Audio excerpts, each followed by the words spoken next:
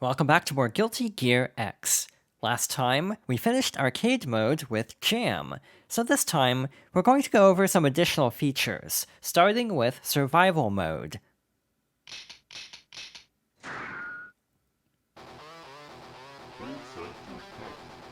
Let's switch things up this time and play as Kai.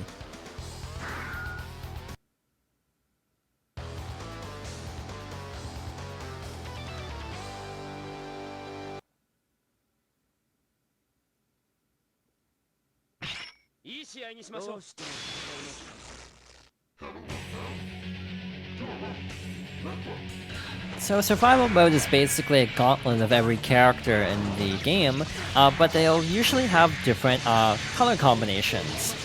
You can actually unlock these by defeating them, and you can select them by basically holding different buttons or pressing different combinations of buttons when selecting a character. There are several by default, so like for example, to choose the default color combo for every character, you basically press triangle in this version, but like punch, kick, and circle, I'm changing notation constantly in the statement, like square, X, and circle will basically choose different colors. And then yeah, you can unlock variations, so if like you hold different combinations of buttons down, you'll get these versions instead of the default ones. There's also a leveling system. We're at level 7 already. We're almost at the end of this fight, but I'm a little bit concerned that we've actually lost quite a bit of health.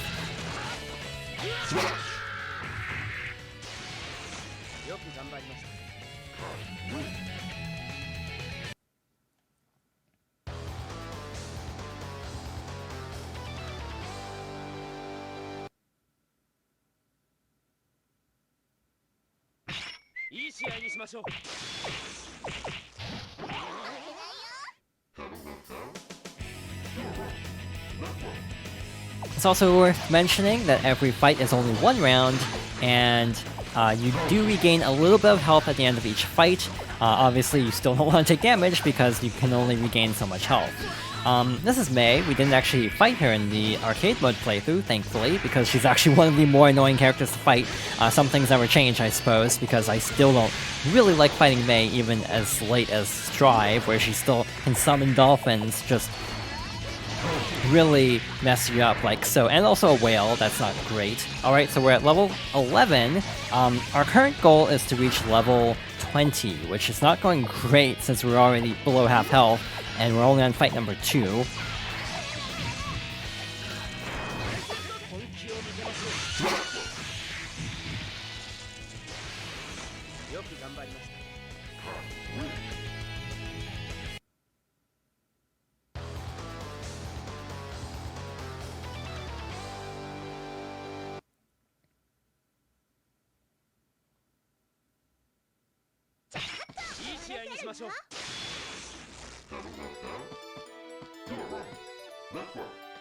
Truth be told, I'm not even sure what exactly determines levels.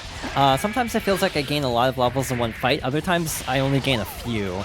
In general, I feel like using instant kills actually doesn't give you many levels because it ends the fight so quickly.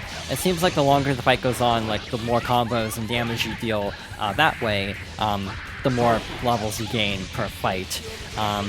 The maximum level is 120, but it's actually kind of a hidden thing. Normally, the final level is level 100. More on that later. Thankfully blocked that, but did not block the kick, sadly. So yeah, we're not doing great.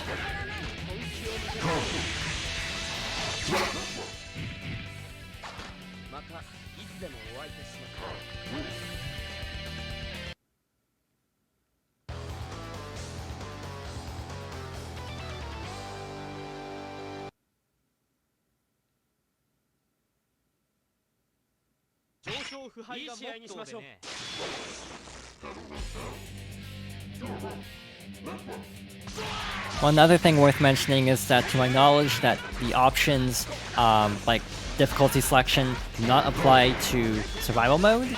So yeah, this is definitely a lot tougher than anything we fought in the main arcade mode as a result. If we can get through this fight, we'll probably get to level 20 and we'll be able to show off a secret thing. Not necessarily a secret thing, but something kind of special. But again, it's a matter of can we get through this fight, because so far, could be going a lot better. Alright, not bad. That wasn't great.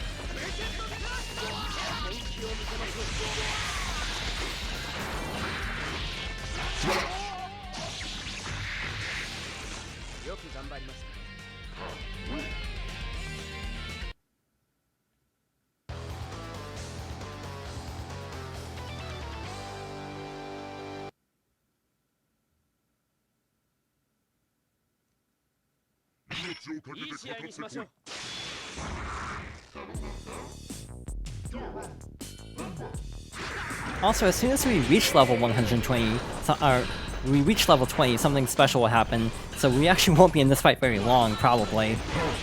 If I can actually survive.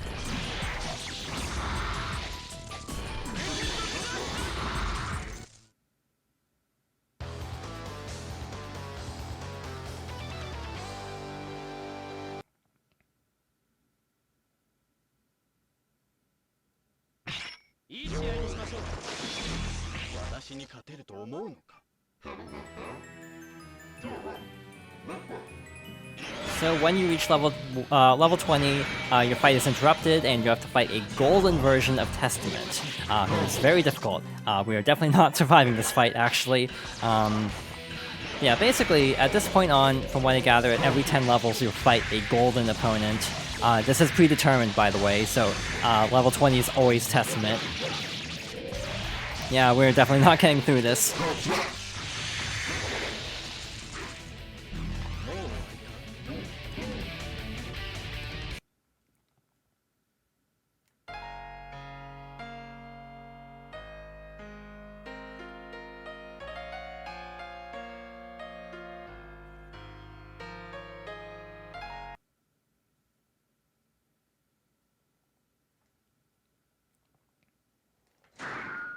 That didn't exactly go well, but again, at least we got to the level 20 fight. But getting through some of these fights actually unlocks things in the other modes.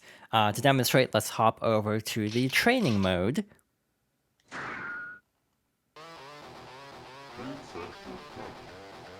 First of all, Testament is unique because they can actually be unlocked in two different ways. One is defeating the level 20 Testament in survival, the other is defeating them in arcade.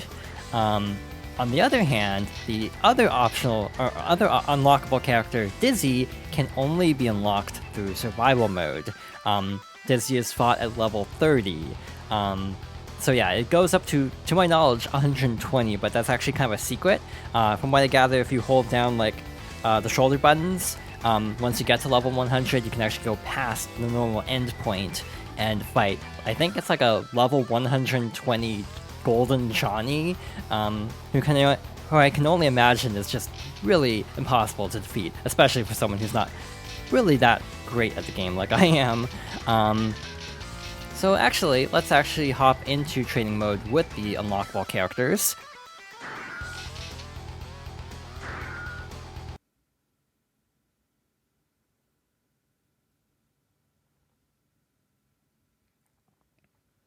And for the sake of demonstration, I actually pressed square.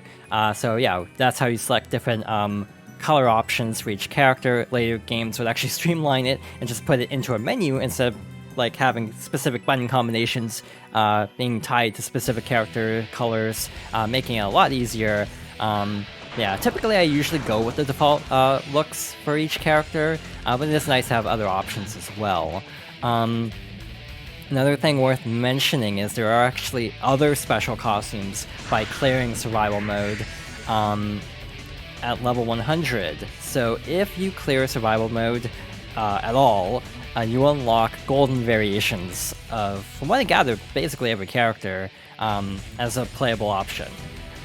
If you clear survival mode in under 10 minutes, you can also unlock shadow variations of every character.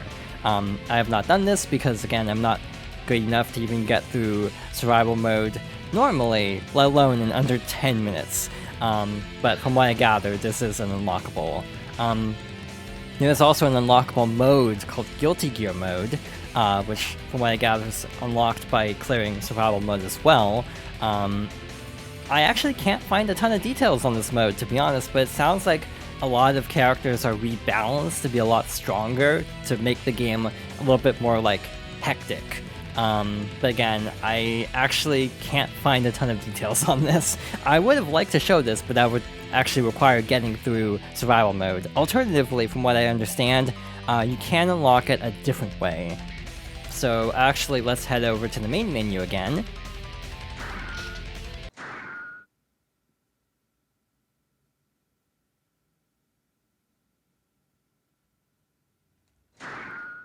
And next up, I actually want to go over some of the options. So, to my knowledge, there is another way to unlock Guilty Gear mode, which also is not something that's overly doable for me. Basically, you have to set according to everything I've read online, you can set the time limit to 60 seconds and the difficulty to at least easy. It can be any of the harder difficulties from what I gather, but it has to be at least easy. You can't unlock this on beginner mode, unfortunately for me as someone who actually struggles a bit with easy mode.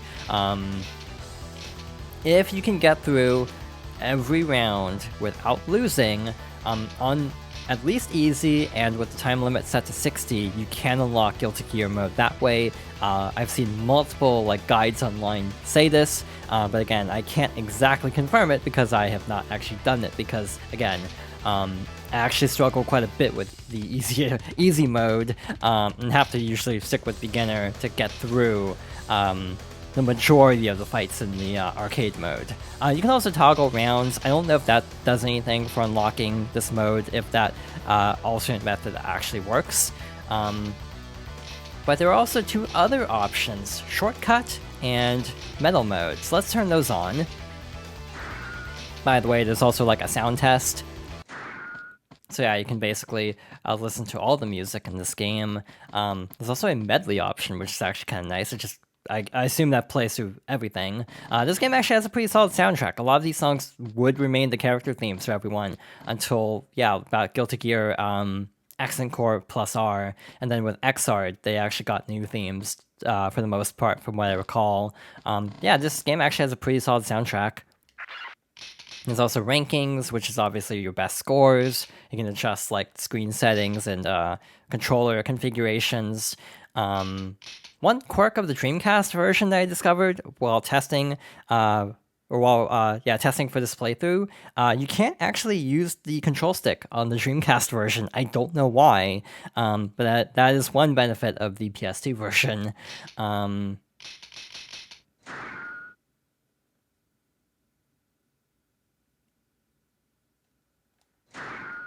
Now that we've toggled the two modes in the options, let's head back to arcade mode.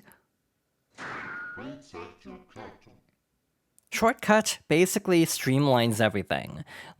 It removes a lot of the animations between fights, and just really simplifies a lot of the menus. I'm not really sure if I like that, because I almost feel like Guilty Gear excels because of its animation work, especially in the later games. So actually streamlining everything, while it might be a little bit faster getting into a match, it kind of removes some of the charm. For this, let's try out Dizzy.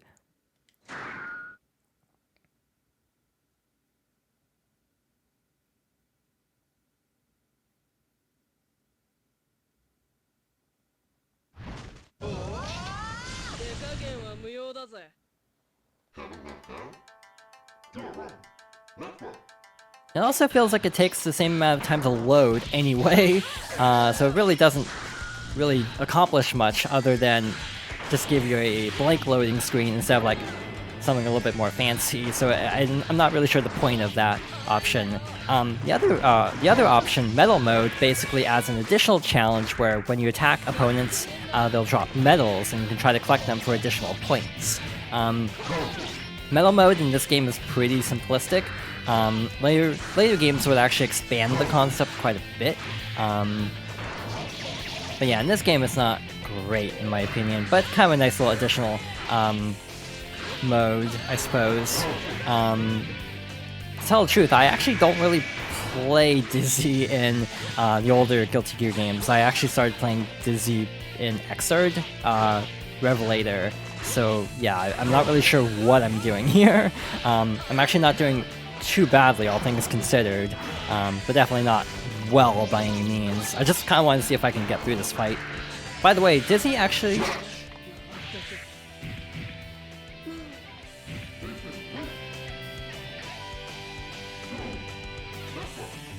As I was saying, Dizzy is actually the only character who doesn't have an instant kill. She has a really powerful special that's inputted really weirdly. It's like forward, back, forward, like a half circle forward heavy slash. I'm definitely not going to be able to show it off, but it's very powerful, but it is not an instant kill. She does get an instant kill in later games, but not in this one. She's also fairly powerful anyway. I was trying to show it off. I also have a harder time inputting like half circle motions if I'm on the right side. I have an easier time if I'm on the left side, which unfortunately is not exactly easy to set up right now. Nope, I don't think I'll be able to show this off, sadly. Nope, let's just finish the fight regularly.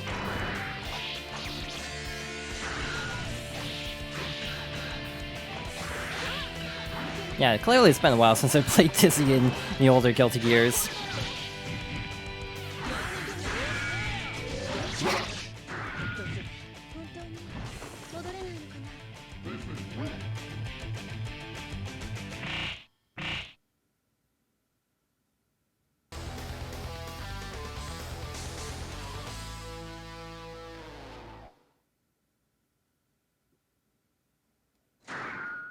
And with that, that's about all I had to show for Guilty Gear X. Again, I do wish some of the Guilty Gear X Plus features were localized for this version, and I do hope that version eventually gets a remaster or re-release, so that content is more widely available. Also, in terms of pure gameplay, I definitely would not recommend this game. I would recommend something like Guilty Gear Accent Core Plus R instead.